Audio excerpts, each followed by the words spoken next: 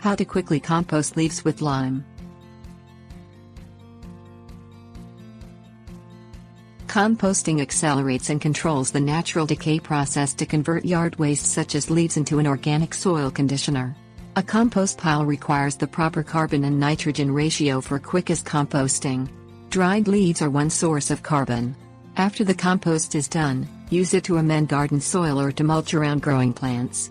Compost added to heavy soil improves drainage, while compost added to sandy soil helps retain moisture and nutrients.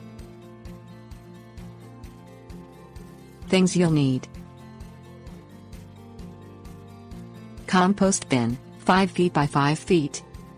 Dry tree leaves. 1/3 cup measure. High nitrogen lawn fertilizer without herbicide. Garden soil.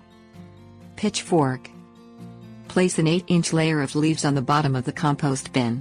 Add water to moisten the dry leaves, but don't allow them to become soggy. Sprinkle 1/3 cup each of lime and fertilizer evenly over the leaves. Add an inch of soil on top of the fertilizer. Add another 8-inch layer of leaves, and water them just until moist. Add 1/3 cup each of lime and fertilizer on top, followed by an inch of soil. Repeat step 3 until you have a compost pile that is about 5 feet high. Turn the pile once or twice monthly, using a pitchfork. The aeration will encourage quicker composting. When turning the pile, squeeze a handful of the compost. If you can just squeeze out a drop of water, it has the correct amount of moisture in it. Add a little water if the compost is too dry.